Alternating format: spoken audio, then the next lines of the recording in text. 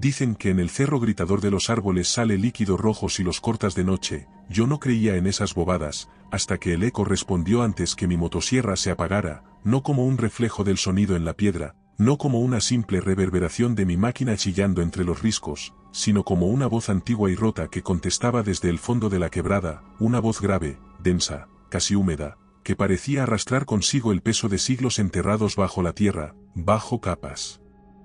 de raíces podridas y ramas huecas, y que no imitaba el rugido de la motosierra, sino que lo deformaba, lo tragaba, lo devolvía envuelto en algo que parecía respiración o tal vez advertencia. Subimos de madrugada, yo con el termo de café en una mano y el machete cruzado en la espalda, Hilario con su chaqueta militar vieja, la misma que usaba desde que la dictadura se volvió un recuerdo, y con esa cara de cansado que solo tienen los hombres que le han ganado al monte más veces de las que pueden contar, porque nadie sube al gritador por gusto, nadie corta árboles a esa altura si no es porque la necesita más que respirar, y nosotros éramos eso, dos tipos buscando el pan en la madera, vendiéndola sin papeles a los camiones que pasan de noche por la ruta vieja, sin luces, sin placas, sin nombres. Si te gustan las historias de terror, suscríbete y activa la campana. Comencemos. La niebla bajaba como un manto que lo cubría todo, se metía entre las ramas, se pegaba a los troncos, y en el suelo el barro se alzaba hasta los tobillos como si no quisiera dejarnos avanzar, como si el cerro mismo intentara tragarnos lentamente, y en ese silencio tan lleno de humedad, tan cargado de quietud maliciosa, el motor de la motosierra sonaba como una blasfemia, como un grito violento que rompía una ley no escrita, una ley que no respetábamos porque pensábamos que la montaña no podía castigar, pero esa noche fue distinta, porque justo cuando mi amigo cortó el último tronco, y el chirrido metálico se apagó, algo respondió, algo habló desde la quebrada, algo que no era el viento, ni el eco, ni el chillido de un ave nocturna, porque no hay pájaros que griten como si les arrancaran el alma. Me quedé quieto con el cuerpo entumecido, con la sierra aún caliente colgando de la correa, y con los ojos clavados en la niebla que parecía espesarse a cada segundo, mientras él me miraba de reojo, con los labios apretados y el gesto duro, porque los dos sabíamos sin decirlo que eso que habíamos escuchado no tenía explicación, y que no importaba si eran mitos, cuentos de viejas o advertencias de los mapuches que nos vendían mate en la base del cerro. Nos quedamos en silencio, porque en estas montañas uno aprende desde joven que hablar de más es invocar cosas que es mejor dejar dormidas, porque aquí, entre el musgo espeso y los senderos que solo los animales conocen, el que suelta la lengua sin pensar termina siguiendo voces que nadie más escucha o caminando hacia grietas que no estaban ahí la noche anterior, y si tiene suerte, lo encuentran días después, mudo y temblando, si no, simplemente se vuelve parte del paisaje, otro hueso más enterrado en la hojarasca, otro nombre olvidado que la lluvia borra de los registros. Me llamo Lautaro, como el Toki de las historias, aunque yo no soy ni héroe ni mártir, yo nací en la falda del cerro, en un pueblo donde el futuro se traga con aguardiente y se escupe en la zanja del canal, donde los hombres aprenden a mentir con los ojos antes de que les crezca la barba, y donde robar madera no es un crimen, es una necesidad, porque los bosques están ahí, creciendo gordos, verdes y húmedos, mientras uno baja con el estómago vacío y los dedos rajados por el frío, así que aprendí desde joven a cargar el hacha en la espalda, a encender la motosierra sin que suene demasiado, a conducir camiones sin luces por los caminos de ripio que no aparecen en los mapas, y a venderle tablas recién cortadas a tipos que pagan en efectivo y no preguntan de dónde salen los troncos, todo con la bendición muda de los que necesitan un techo nuevo, una mesa decente o leña para el invierno que en estos cerros muerde sin compasión. Hilario, en cambio, era un viejo diferente, uno de esos que no necesitaba hablar para hacerse entender, que con una mirada ya te decía si era momento de correr o de cargar, con la espalda encorvada por la leña y unos brazos duros como los troncos que partía, siempre con esa escopeta al hombro que no disparaba desde el 97, pero que infundía respeto solo por el modo en que la sostenía, porque los hombres como él son escasos y más en un lugar como este, donde la montaña escoge a quien acepta ya. Quien escupe, y él llevaba tantos años trepando por estas laderas que casi parecía parte del terreno, pero esa noche, con la mirada baja y la boca apretada como si contuviera un rezo, supe que él también lo había sentido, ese cambio en el aire, esa vibración que no venía de ningún bicho ni de ninguna rama rota, sino de algo más grande, más antiguo, algo que se revolvía en el fondo del cerro. El rugido se había apagado y el viento que antes silbaba entre las copas ahora soplaba denso, como si pasara por entre grietas, y entonces lo sentí, no en los oídos ni en la piel, sino en ese punto entre el pecho y la nuca donde uno guarda el miedo que no quiere admitir. Sentí que el cerro nos estaba mirando, no con ojos, sino con una conciencia lenta y pesada, como si hubiera despertado de un sueño largo y nos hubiera encontrado robándole las entrañas, como si lo que hacíamos, cortar sus árboles, abrirle heridas con nuestras sierras y cargar sus huesos en carretas, fuera una falta imperdonable, y por primera vez en años, desde que aprendí a correr por estas pendientes, desde que enterré a mi hermano menor bajo el barro por no respetar una señal que no supimos leer, desde entonces, esa fue la primera vez que sentí que el cerro estaba vivo como algo que siente, que guarda rencor, que recuerda los pasos de los que lo profanan, y que decide cuando es tiempo de saldar la cuenta.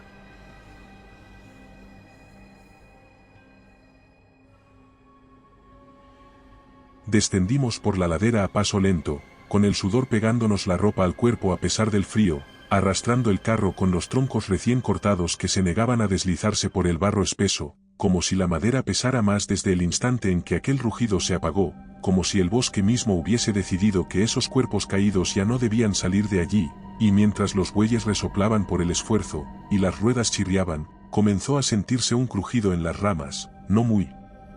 lejos de donde habíamos dejado atrás el claro, un crujido que al principio parecía viento, o quizá ramas partiéndose bajo su propio peso, pero que pronto se reveló como otra cosa, algo más rítmico, más intencionado, un sonido húmedo, interrumpido, como si algo muy grande y muy pesado se arrastrara lentamente entre los árboles, no a cuatro patas como un jabalí ni con el sigilo de un puma, sino con una cadencia inestable, como si se moviera con el cuerpo entero, deslizándose por el suelo con la urgencia de algo hambriento y paciente a la vez.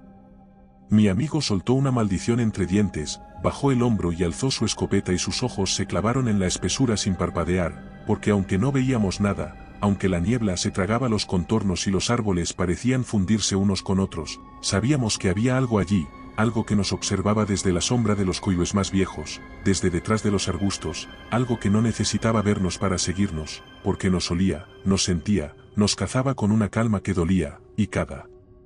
paso que dábamos era respondido con otro crujido, no uno solo, no siempre en el mismo sitio, sino como si la presencia se deslizara de un lado al otro, como si ya no estuviéramos solos desde hacía más tiempo del que queríamos aceptar. Yo apenas cargaba un cuchillo de faena, viejo, con el mango astillado por los años y la hoja oxidada, nada que sirviera contra lo que se escondía en ese bosque, y aún así lo agarré con fuerza como si el acero pudiera protegerme, y fue entonces, justo cuando cruzamos un pequeño arroyo seco, cuando los vimos, no huellas en barro fresco ni en pasto doblado, sino impresiones profundas sobre un lecho de hojas podridas, marcas que no deberían existir allí, en esa pendiente rocosa donde ni los pumas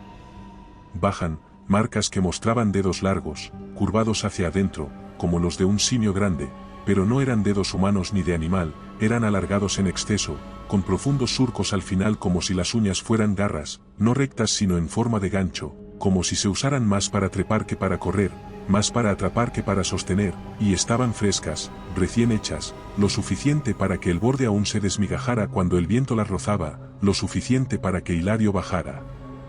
el arma lentamente y dijera con voz ronca, casi en un murmullo: «Esto no es de ahora, Lautaro, esto nos viene siguiendo desde arriba».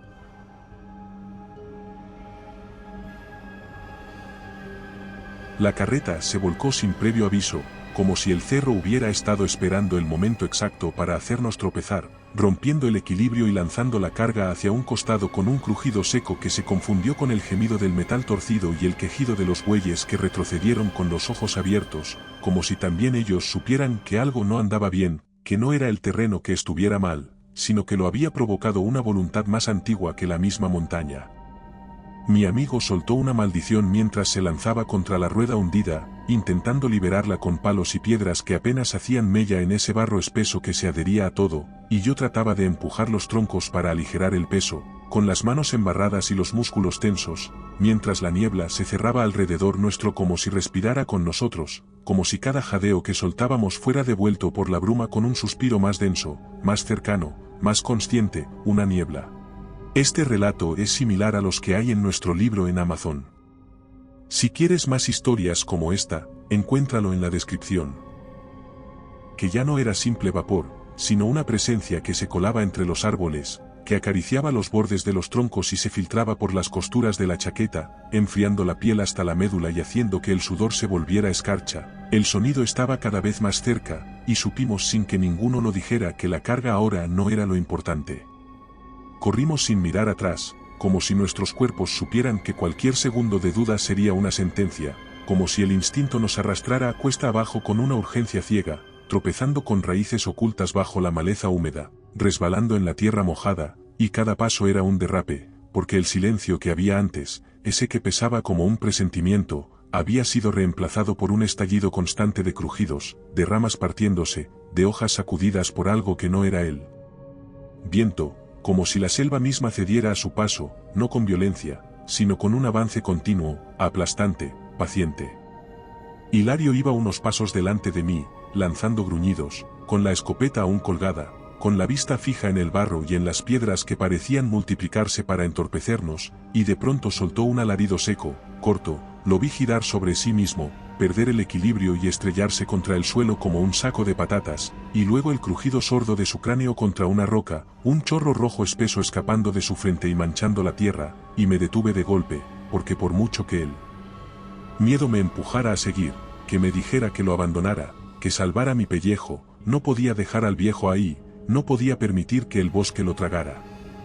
Pero cuando me giré para alcanzarlo, cuando di media vuelta con la respiración temblando y la vista nublada, lo que vi me paralizó de inmediato, porque esa masa se apoyaba en la piedra como si el ángulo no importara, como si la gravedad fuera un concepto que su cuerpo no seguía, y sus movimientos no eran torpes ni desordenados, al contrario, cada paso, cada apoyo, cada giro de torso se realizaba con una precisión estremecedora, con la fluidez de algo que ha repetido esa maniobra miles de veces. Que ha cazado así desde que las rocas eran lava y los árboles apenas brotes. Sus pies, si se podían llamar así, eran largos y planos, con dedos prensiles que se aferraban a las grietas como garras de simio, y sus manos, de tamaño descomunal, se abrían en abanicos de carne cubierta de costras, con uñas que parecían láminas de piedra viva, y su piel vibraba, no como si temblara de frío, sino como si se expandiera con el esfuerzo, como si cada músculo latiera por separado, y sin embargo no emitía sonido alguno, no bufaba, no rugía, no jadeaba, se acercaba con una calma que me desgarraba por dentro, con la seguridad de quien no teme a nada, porque ya lo ha vencido todo. Sus ojos brillaban con una intensidad apagada, y estaban fijos en mi amigo, en su cuerpo tendido, vulnerable, expuesto, como si aquello supiera que lo había alcanzado, como si solo se estuviera tomando el tiempo de saborearlo antes de tocarlo. Y yo, con el cuchillo en la mano, con el corazón a punto de salirse del pecho, supe que un paso más y ya no habría vuelta atrás, que, si no me movía, si no lo levantaba, si no hacía algo, el cerro reclamaría al viejo. Logré cargar a mi amigo, lo sostuve con un brazo cruzado por debajo del suyo, sintiendo como su peso se volvía cada vez más insoportable, como arrastraba los pies, como si cada paso fuera un esfuerzo, no solo por la herida sino por algo más profundo, algo que lo desgastaba desde dentro. A unos 100 metros, entre la niebla que no se levantaba y los árboles que parecían doblarse hacia nosotros, apareció la silueta de la cabaña vieja, una estructura que había visto mejores días, hecha con tablas negras por la humedad y el techo a medio caer, que los antiguos taladores construyeron hace décadas cuando aún se cortaba a mano y se dormía en el bosque, una casucha con un olor que me revolvió el estómago en cuanto cruzamos el umbral, una mezcla de orina seca, moho añejo y animales fallecidos. Pero era eso o quedarnos afuera, y en ese momento cualquier techo que nos separara de lo que venía detrás era bienvenido. Dejé a Hilario sobre el suelo de madera podrida, cuidando que su cabeza no golpeara otra vez, aunque el líquido rojo ya se había detenido, lo cual me asustó más que si hubiera seguido fluyendo, porque eso podía significar que la presión bajaba, que el cuerpo se apagaba, y él respiraba con dificultad. Cada bocanada entraba como un silbido, y mientras él se retorcía, semi-inconsciente, yo arrastré lo que pude encontrar, unas tablas rotas, una vieja puerta de armario carcomido, un marco desvencijado que aún tenía clavos oxidados, y lo amontoné contra la entrada principal, creando una barrera que apenas resistiría una ráfaga fuerte, pero que al menos me daba la ilusión de estar separado del resto del bosque, de que había un límite entre nosotros y lo que nos perseguía. El silencio que siguió no fue alivio, sino amenaza, porque no duró más de un minuto antes de que comenzaran los sonidos, ese arrastre lento de uñas o garras o lo que fuera, rozando la madera por fuera como si acariciara las paredes con una calma morbosa, como si supiera exactamente dónde estábamos, como si pudiera vernos a través de las rendijas, pero no tuviera prisa por entrar, como si entendiera que su presencia sola ya hacía el trabajo, que su roce bastaba para romper la mente, para sembrar. El miedo más puro, a veces se detenía unos segundos, solo para reanudar el sonido desde otro punto, como si estuviera dando vueltas, como si midiera cada tabla, como si memorizara la estructura, no como un animal confundido, sino como un ser que entendía la construcción, como si supiera qué parte era más débil, cuál cedería primero si presionaba, cuál debía dejar intacta para evitar que escapáramos. Y en el centro de esa podredumbre, con mi amigo jadeando y yo temblando por lo que pudiera pasar, supe que no estábamos a salvo, que la criatura no entraba no porque no pudiera, sino porque aún no lo consideraba necesario, como si respetara un tiempo que solo ella comprendía, como si jugara con nosotros antes del golpe final, y me quedó claro, en lo más hondo de mi alma, que no habíamos encontrado refugio, solo habíamos caído dentro de su red, dentro del espacio que ella nos había permitido ocupar, como un presa que aún se mueve pero ya está marcada, ya está condenada, y lo único que quedaba era esperar, sin saber cuánto resistirían las paredes, o peor aún, cuánto resistiríamos nosotros. De pequeño, cuando aún no sabía distinguir el silbido del viento del llanto de los zorros en celo, cuando los inviernos me parecían eternos y las noches se llenaban de ruidos, escuchaba a los viejos del pueblo hablar en voz baja sobre el encantado del cerro gritador en las cocinas oscuras iluminadas por lámparas de parafina, con el mate humeante en las manos y las puertas bien cerradas. Decían que protegía el cerro de los que venían a robarle el alma, que se llevaba a los hombres que no sabían pedir permiso antes de entrar al bosque, y que no dejaba restos. Muchos aseguraban haberlo visto de lejos, una sombra que cruzaba entre los árboles sin mover las ramas, unos ojos brillando entre la bruma justo antes de que alguien desapareciera sin dejar rastro. Otros contaban que lo habían oído llorar como a un pequeño, o reír como un anciano borracho justo antes de que el barro se abriera bajo sus pies y los tragara por completo, y en las fiestas de San Juan, cuando el aguardiente aflojaba las lenguas, algún tío o algún vecino siempre soltaba la historia. Gracias a nuestros miembros que se habían aventurado demasiado arriba y no regresaron jamás. ¿Quieres apoyar y al amanecer, el cerro devolvía cómo hacer sus herramientas pero no a ellos, como si les dijera, esto era mío, y ustedes lo sabían. Yo, claro, no creía en esas historias, me parecía que eran cuentos para asustar a los jóvenes, para que no salieran de noche, para que respetaran la tierra no por convicción sino por miedo, porque en los campos todo se enseña con temor primero y con golpes después, y con los años, cuando empecé a subir con los mayores, cuando aprendí a cargar un hacha sin cortarme, cuando empecé a oler la madera antes de que el árbol cayera, dejé de pensar en el encantado, lo borré como uno borra muchas cosas de la infancia.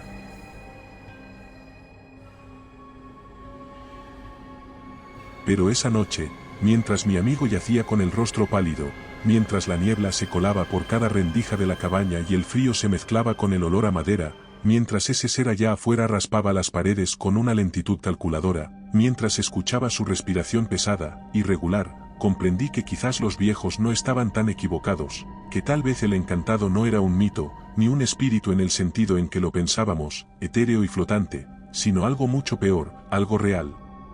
Algo que no necesitaba magia ni maldiciones para castigar. Mi amigo comenzó a balbucear nombres, algunos parecían ser de personas, otros de lugares, y otros no eran palabras completas, sino fragmentos de recuerdos que se arrastraban desde algún rincón oscuro, frases que no terminaba, pero de vez en cuando se detenía, tomaba aire como si algo le oprimiera el pecho desde dentro y soltaba una frase entera, clara, firme, y fue en uno de esos momentos en que el aire dentro de la cabaña parecía más espeso que nunca, que me miró sin verme y dijo con una voz que no era suya, o que no parecía suya, una voz lenta, dolida, casi reverencial, no es un animal, es el cerro mismo que está herido por dentro, y sus ojos muy abiertos, no me veían a mí ni al techo podrido de la cabaña, sino que parecían mirar algo más allá, algo que solo él podía ver, como si en ese estado febril y confuso estuviera cruzando una frontera que yo todavía no alcanzaba, una frontera entre lo evidente y lo que acecha detrás de las palabras, de las sombras, de las grietas en la tierra. Y antes de que pudiera procesar esas palabras, antes de que pudiera preguntarme si eran una metáfora, un desvarío, una alucinación más o un eco de algo que él sabía y yo no, fue entonces cuando lo escuchamos. Se alzó el chillido, largo, afilado, un sonido que no venía de una garganta normal, que no podía pertenecer a ningún ser que conozcamos, un grito que atravesó las paredes como si no existieran, que me cruzó el pecho, que se metió por los oídos y rebotó en el cráneo, dejando atrás un zumbido sordo, una presión en las sienes, una sensación de desamparo absoluto que me hizo apretar los dientes, cerrar los ojos, taparme los oídos con las manos y aún así sentirlo en el estómago, en los músculos, en los huesos, como si el chillido no viniera de fuera sino de dentro, como si hubiera estado allí siempre, esperando el momento exacto para despertar. Y luego, como si el mundo se hubiera roto y reconstruido en un solo parpadeo, llegó el silencio, no el silencio normal del bosque nocturno, ni el silencio contenido de la espera, sino un silencio más profundo, más definitivo, un vacío que se tragó todo, incluso el sonido de mi respiración, incluso el golpeteo de mi corazón, incluso los suspiros rotos de Hilario, un silencio que no era ausencia de ruido, sino la presencia aplastante de algo que no necesitaba gritar más porque ya había marcado su territorio, porque ya se había anunciado, porque ahora solo quedaba esperar, en esa pausa infinita, que decidiera entrar. El primer golpe llegó desde la parte trasera, seco, brutal, como si una roca de muchas toneladas hubiese sido arrojada con precisión contra la madera por una mano descomunal, y la estructura, ya vieja, ya vencida por los años, respondió con un quejido agónico.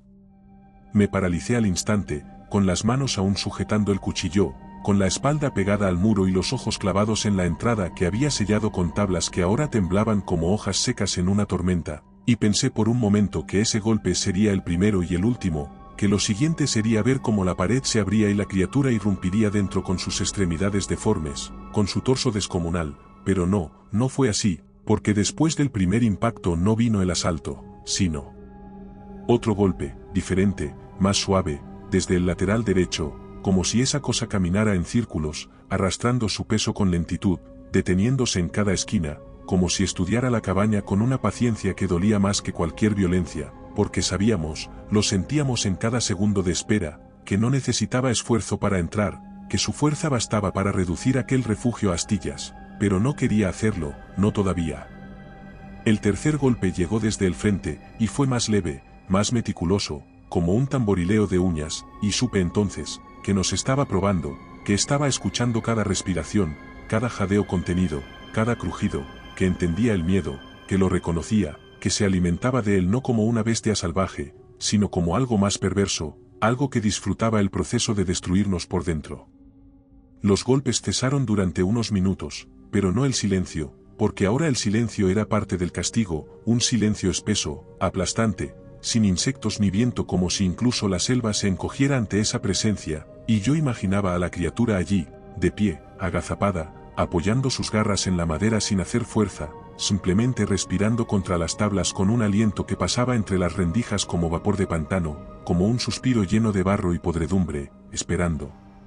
acechando, confiando en que tarde o temprano, alguno de los dos cedería, saldría, rompería el ciclo, cometería el error de pensar que afuera podía correr más rápido de lo que ella podía moverse. Y entonces, justo cuando el silencio parecía querer instalarse para siempre, algo arañó la pared a mis espaldas, no con fuerza, sino como una advertencia suave, un sonido que se metió entre las costillas como un cuchillo.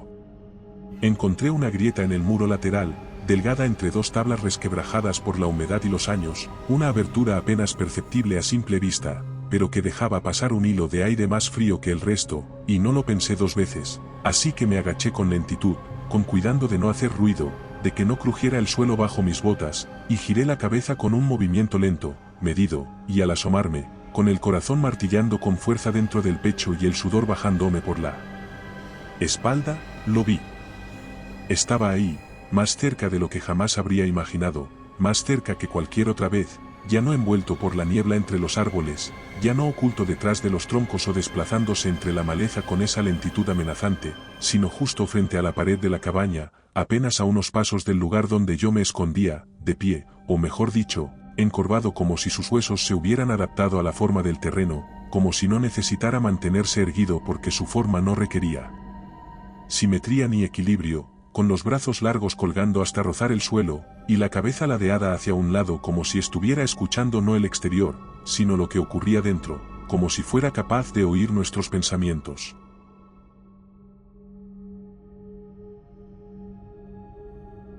Su cuerpo era más grande de lo que había creído en un principio, no por su altura sino por su volumen, por la anchura descomunal de sus hombros y el grosor inhumano de sus extremidades, cubiertas por una piel que no era piel sino una mezcla imposible entre escamas secas, barro seco y placas de algo que parecía corteza o hueso viejo, una superficie rugosa que parecía tener vida, como si respirara en capas superpuestas, y no brillaba, no destellaba, no tenía el fulgor de las bestias nocturnas, sino un tono mate, terroso, que se fundía con el entorno, que absorbía la luz. Me aparté de golpe, caí hacia atrás, golpeando el suelo con un ruido que hizo crujir las tablas y despertó a mi amigo con un gemido ronco, y me quedé allí, con la espalda contra la madera y la mirada perdida en el techo lleno de hongos, sabiendo que lo que había visto no podía contarlo, porque ese ser no era una criatura del bosque, no era un depredador, no era un espíritu, era una manifestación de algo más hondo que el miedo, más antiguo que la culpa, era el cerro mismo, vivo, consciente, y fingir que aún teníamos una opción era el único consuelo que me quedaba. No sé en qué momento exacto el cielo comenzó a aclararse, si fue antes o después de que mi cuerpo empezara a dolerme por permanecer tantas horas encogido contra la pared, si fue antes o después de que la última vibración en la madera cesara, como si la criatura que nos acechaba hubiera decidido dejar de respirar por un instante o se hubiese fundido con el bosque mismo para desaparecer sin dejar rastro, pero lo cierto es que la oscuridad empezó a perder densidad poco a poco, y uno sabe que la claridad no necesariamente trae salvación, solo un tipo distinto de miedo, más silencioso, más sobrio, menos inmediato pero igual de profundo. Con esa luz también regresaron los sonidos, primero el zumbido de los insectos que no había oído en toda la noche, luego el crujido de alguna rama al romperse sin la ayuda de garras ni pisadas, después el susurro inconfundible del viento entre las hojas, un viento real, frío, natural, y entendí, sin necesidad de confirmar nada con la vista, que se había ido, que ya no estaba afuera esperándonos. Hilario seguía medio inconsciente, respirando a intervalos irregulares, con el cuerpo flácido y el rostro pálido como ceniza, y decidí que teníamos que movernos, no porque tuviera un plan, no porque supiera hacia dónde debía ir, sino porque necesitábamos movernos e intentar salir del bosque. Si te gusta este relato, en nuestro libro encontrarás muchas más historias como esta. No sé cómo encontré fuerzas, pero lo tomé por debajo de los brazos, sentí su cuerpo deslizarse sobre el suelo, lo levanté torpemente, apoyándolo sobre mi hombro derecho, y con el otro brazo libre empujé una tabla rota que había caído en diagonal, abriendo paso hacia uno de los costados de la estructura, por donde la pared estaba más vencida, y entonces salimos, y afuera, aunque la niebla aún cubría parte del bosque, ya no era la misma niebla espesa que se pegaba a los pulmones, ya no era un velo que ocultaba presencias, sino una bruma de madrugada, liviana, respirable, casi familiar. Caminé sin rumbo, pisando raíces que se enredaban como dedos en el barro, tropezando cada 10 pasos con piedras ocultas bajo el musgo, arrastrando los pies con el cuerpo doblado por el peso, que de vez en cuando gemía, que a ratos murmuraba cosas sin sentido, y solo una cosa me guiaba, una sola idea me empujaba hacia adelante con terquedad ciega, alejarme, salir del alcance de esa cosa, ganar metros, minutos, horas, cualquier distancia que me permitiera olvidar, aunque fuera por un instante, que algo había decidido no acabar con nosotros, no aún. Fue en medio de ese arrastre lento, cuando empecé a notar los símbolos, primero sin comprenderlos del todo, creyendo que eran casualidades del entorno, una rama caída en forma de X, una piedra con una hendidura extraña, una marca vertical en la corteza de un canelo viejo, pero a medida que avanzaba, arrastrando los pies por un terreno que se inclinaba levemente hacia el este, empecé a ver patrones, a sentir que esos signos no eran fruto del azar ni residuos de alguna faena forestal antigua, sino advertencias, antiguos mensajes grabados en el bosque por manos que ya no existían, pero cuya intención aún sobrevivía, persistía como una voz, hablándome en el único idioma que el monte conoce, el de las formas, el del miedo, el de las señales que no se discuten. Había ramas dispuestas con una simetría imperfecta, entrecruzadas como dedos rotos que se niegan a soltar algo, enterradas a medias en el barro con sus puntas apuntando hacia el cielo como lanzas clavadas tras una retirada apresurada. Había piedras grandes, con musgo, con surcos profundos que al principio me parecieron producto de la erosión o de raíces que las habían rozado durante siglos, pero luego, al mirarlas desde el ángulo correcto, bajo esa luz lechosa del amanecer que no termina de calentar, entendí que eran figuras, no humanas ni animales, sino geométricas, espirales, triángulos invertidos, ojos sin pupilas que se repetían con una insistencia inquietante, y luego estaban los árboles, algunos marcados con cortes diagonales en pares, otros con una sola línea vertical que recorría todo el tronco desde la base hasta donde comenzaban las ramas más bajas, y esas marcas no tenían savia, no mostraban humedad ni pudrición, sino una sequedad inerte, como si el árbol se hubiera seco solo en esa zona. En otro momento, en otra situación, quizás los habría pasado por alto o los habría tomado como parte de algún rito ancestral ya olvidado, como esas prácticas que a veces los viejos del sur mencionaban entre dientes, sin entrar en detalles, con esa mezcla de respeto y temor que solo los que han vivido cerca de lo inexplicable saben mantener, pero esa mañana, con el cuerpo agotado y la mente aún sacudida por lo ocurrido en la cabaña, supe que aquello que estaba viendo no eran simples marcas, sino un lenguaje, uno que hablaba no de pertenencia ni de territorio, sino de advertencia, de fronteras invisibles que los antiguos habían aprendido a no cruzar, no porque creyeran en espíritus como parte de un folclore poético, sino porque sabían, de primera mano, que había cosas que no debían ser molestadas, fuerzas a las que no podían enfrentarse, entidades que no necesitaban culto, solo distancia, y esas señales no estaban allí para proteger lo que había adentro, sino para evitar que gente como yo, ciega por la necesidad o la arrogancia, entrara sin comprender que lo que parecía bosque era algo más, algo vivo, algo que podía gritar si se le hería, y que podía devolver el golpe.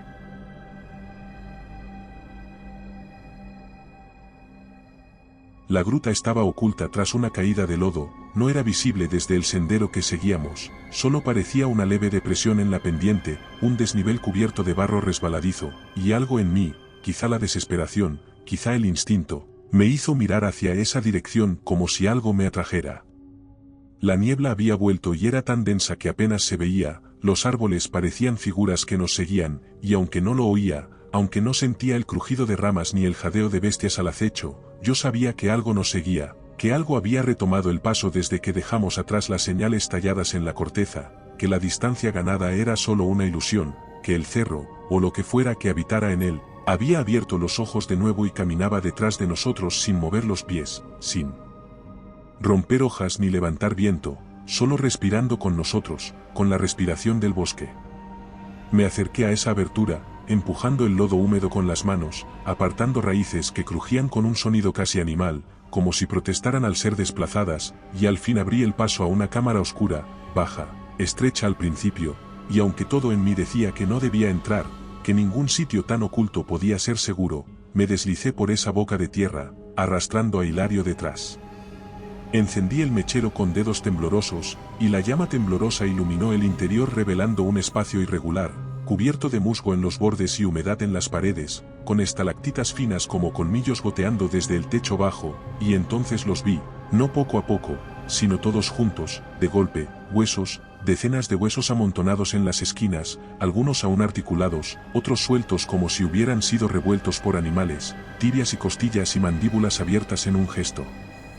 mudo, todos cubiertos por una capa delgada de moho y polvo que hablaba de años, de décadas tal vez, de cuerpos que nadie reclamó, o que nadie encontró. Había también ropa pegada a la roca, no ropa reciente, sino retazos de tela que alguna vez fueron chaquetas, pantalones, incluso un gorro de lana aplastado contra la piedra, todo húmedo, como si los cuerpos se hubieran disuelto lentamente, absorbidos por el entorno.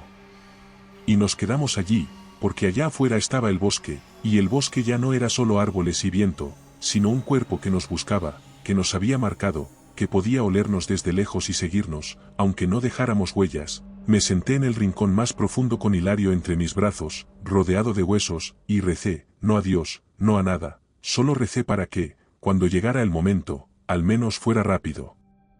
Mi amigo abrió los ojos cuando la luz del atardecer comenzó a filtrarse a través del velo húmedo que colgaba en la entrada de la gruta, esa luz débil que no calienta ni ilumina del todo, y al principio no supe si estaba despierto de verdad o si simplemente estaba delirando por la fiebre, pero luego vi como sus pupilas se movían, erráticas, como si buscaran algo que no estaba allí, O como si recordaran algo que deseaban olvidar con todas sus fuerzas, y no me reconoció, no reaccionó a mi voz ni a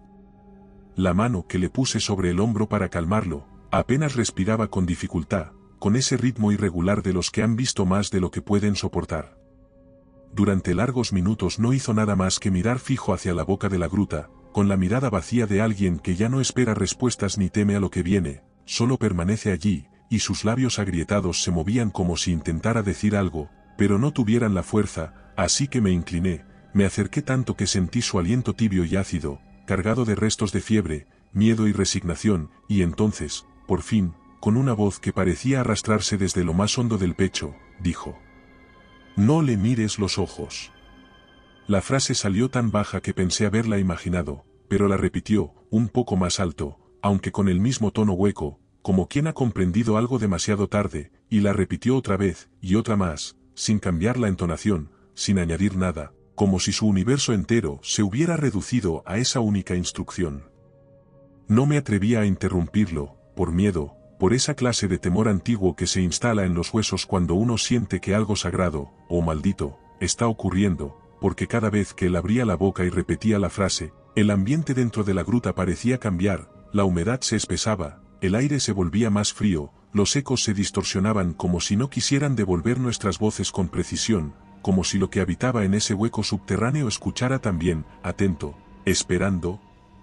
decidiendo si esas palabras eran una súplica válida o un desafío ridículo. Y comprendí, que él había visto algo durante la noche, quizá cuando yo dormía a ratos, exhausto, quizá mientras yo reforzaba la entrada con piedras, o tal vez antes, cuando aún creíamos que la cabaña nos protegería, había cruzado la mirada con aquella criatura, con esa cosa que no era del todo bestia ni del todo espectro, y algo dentro de él se había roto. Si has llegado hasta aquí, te agradecemos tu apoyo. No olvides suscribirte para más relatos como este. Esa noche apenas la luz del sol se apagó detrás de los árboles torcidos que se alzaban sobre el filo de la montaña, apenas el cielo perdió el último tono anaranjado y quedó cubierto por esa negrura compacta, lo sentimos volver, no con el ruido de garras rasgando la tierra ni con bramidos que anunciaran su presencia, no con carreras furiosas ni golpes en la piedra, sino con ese cambio imperceptible en la presión del aire que hace que respires más despacio, que sientes que la cabeza te va a estallar, que el cuerpo reaccione antes de que la mente entienda lo que está ocurriendo, como si la atmósfera se contrajera alrededor de nosotros. No lo vi directamente, no hacía falta, no podía ni siquiera intentar asomarme hacia la entrada sin que sintiera pánico y me quedé inmóvil, pero aún así sabía que estaba allí, que giraba alrededor de la gruta, despacio, sin apuro, trazando círculos con un ritmo que respondía a la costumbre, como quien ya ha cazado muchas veces en el mismo lugar y solo necesita esperar a que la presa deje de resistirse, y cada giro era un roce contra las raíces, una vibración que se filtraba por las paredes y llegaba a nuestros cuerpos, cargada de intención.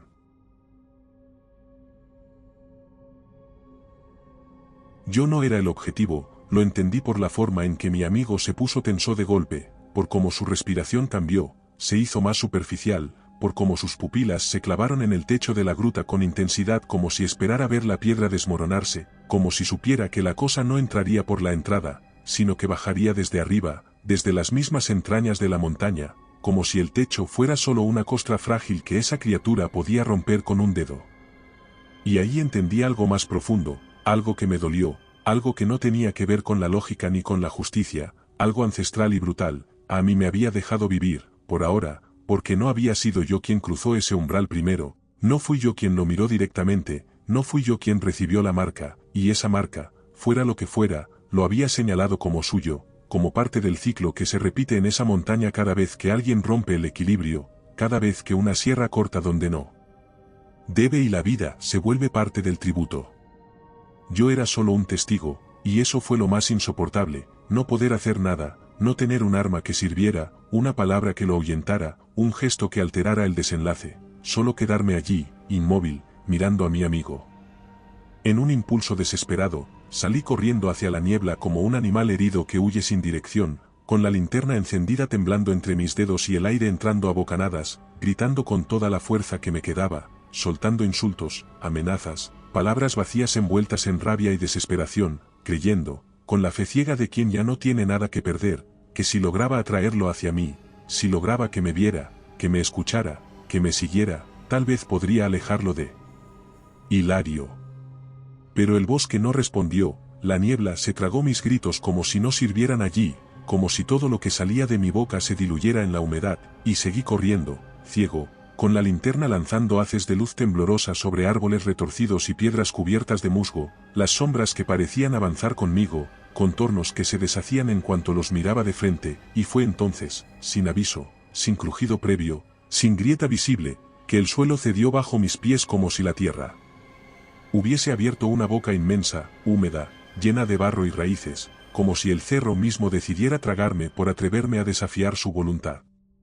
Caí sin poder gritar, con los brazos extendidos intentando agarrarme a algo, pero todo lo que encontré fueron ramas húmedas que se partieron al primer contacto, piedras sueltas que se desprendieron conmigo, un mundo que giraba de lado mientras el cuerpo se me doblaba en ángulos imposibles, sentí la piel rasgarse en los brazos y la espalda como si me la atravesaran con cuchillas, sentí el impacto de mi hombro contra una saliente, y luego la pierna quedó atrapada un instante entre dos rocas que cedieron y me arrojaron más abajo, y todo fue una sucesión de golpes y oscuridad, hasta que finalmente, con un último rebote seco contra la piedra, quedé tendido al fondo, en un hueco estrecho que olía a agua estancada y a podredumbre. No supe si estaba solo, no supe si algo me había seguido, si había conseguido lo que buscaba o si simplemente me había condenado sin sentido, pero el dolor me atravesaba el costado, la pierna no respondía, los dedos de una mano temblaban sin coordinación, y lo único que podía oír era mi propia respiración entrecortada, mezclada con el goteo lento de la humedad cayendo desde las raíces, y con cada gota, con cada jadeo, con cada punzada, la pregunta que me quemaba más que cualquier herida, ¿había conseguido salvar a Hilario, o simplemente me había convertido en el siguiente nombre que el cerro se tragaría sin dejar rastro? El silencio volvió, y entonces llegó el grito, no fue un alarido prolongado, sino todo lo contrario, fue un grito seco, corto como el sonido que se escapa del cuerpo cuando ya no hay nada más que ofrecer, y lo reconocí en cuanto lo escuché, no porque mi amigo lo hubiese soltado antes, sino porque esa clase de grito solo puede tener un significado, solo puede decir una cosa. El eco no vino, el bosque no lo repitió, no lo devolvió como hacía con todos los ruidos, no hubo respuesta porque ese grito no necesitaba rebote, y entonces me di cuenta que ya no tenía a quien salvar, que mi amigo había dejado de existir, no porque su cuerpo hubiera desaparecido, aunque tal vez sí, sino porque ahora lo que quedaba allá arriba ya no era mi amigo, ni mi compañero, ni siquiera un cadáver, sino otra parte más del cerro, otro fragmento que se sumaba a la tierra húmeda y al silencio.